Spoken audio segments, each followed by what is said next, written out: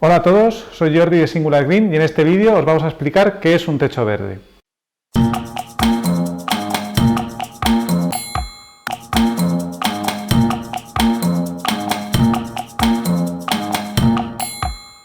En otros vídeos os hemos hablado de cómo hacer un huerto vertical, de distintos tipos de cubiertas vegetales, transitables, no transitables. En este vídeo os vamos a explicar exactamente qué es y cuándo sería útil utilizar un techo verde. Un techo verde es una superficie vegetal continua que cubre nuestra edificación. Lo importante de todo esto es tener claro lo que nos proporciona la edificación para saber cuándo conviene colocar un techo verde y cuándo no, es decir, cuándo nos resulta útil para aportar los beneficios que necesitamos para la casa o para el edificio y cuándo pues, sería a lo mejor útil utilizar otro tipo de soluciones más convencionales de aislamiento. Hay muchos tipos de soluciones para hacer techos verdes.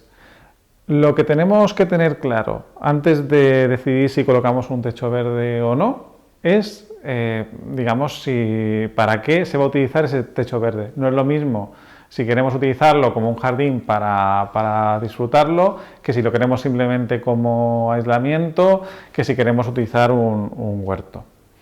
¿Vale? Entonces, en este vídeo me voy a centrar sobre todo en los usos que tienen que ver con mejorar el comportamiento térmico del edificio. Es decir, si queremos utilizar un techo verde para tener un huerto o para tener un jardín, estamos en unos supuestos diferentes. Pero ¿en qué casos, si nosotros queremos mejorar, digamos, el aislamiento y enfriar el edificio o aislarlo en invierno, en qué casos nos va a resultar muy útil un techo verde? Y lo primero que tenemos que tener en cuenta es que un techo verde, si hay algo que hace muy bien, es evapotranspirar y enfriar en verano. En ese sentido, si, por ejemplo, nosotros imaginaos que tenemos una casa de campo que ya está bien orientada, bien situada y ya no utilizamos aire acondicionado en verano, pues porque por el clima donde está, es decir, por el caso que sea, es decir, ya no necesitamos utilizar ningún tipo de, digamos, de maquinaria para enfriar la casa, entonces no tiene ningún sentido utilizar un techo verde para enfriar la casa. Tiene sentido utilizar un techo verde para enfriar la casa cuando nosotros estamos utilizando aire acondicionado y podemos dejar de utilizarlo gracias al enfriamiento que nos proporciona la cubierta vegetal. Entonces, os invito a leer un artículo que tenemos sobre enfriamiento activo en cubiertas vegetales, pero básicamente es que el consumo de agua que nosotros aportamos a un techo verde nos supone un coste aproximadamente como entre 3 y 4 veces inferior al consumo que tendríamos de energía si queremos utilizar esa misma potencia como aire acondicionado.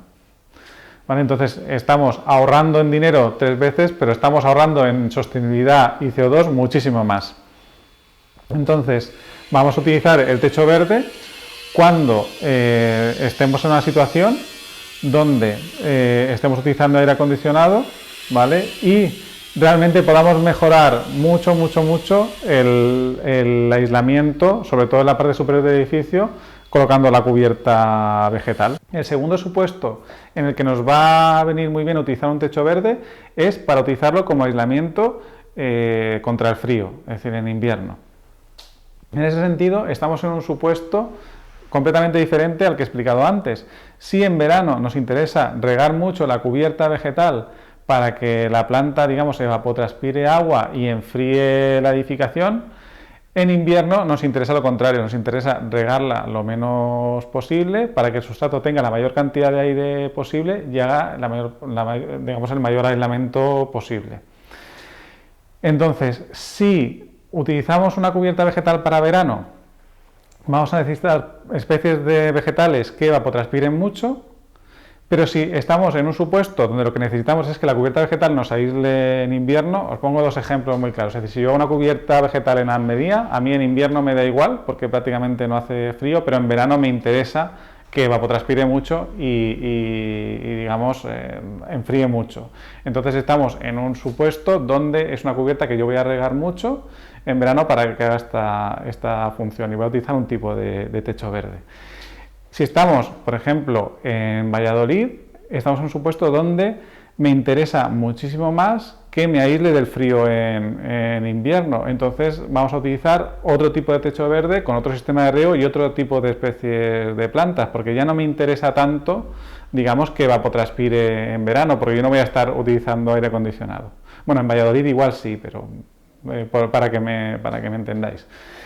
Entonces, si estamos en este supuesto de invierno, vamos a utilizar otras especies que no tengamos que regar en verano, especies de plantas crasas y todo eso, y que tengamos también un riego mínimo en invierno y que nos sirvan para crear una superficie que reduzca el movimiento de aire alrededor del edificio y nos haga de aislamiento, porque esto es realmente lo que mejora un techo verde a un aislamiento convencional, que no es solo el espesor de sustrato que aísla, sino que también es la planta que crece y genera como un pelo, es decir, igual que los animales tienen pelo, pues las cubiertas vegetales tienen plantas que reducen la circulación del aire alrededor del edificio y generan un aislamiento adicional a lo que es el propio espesor de la cubierta.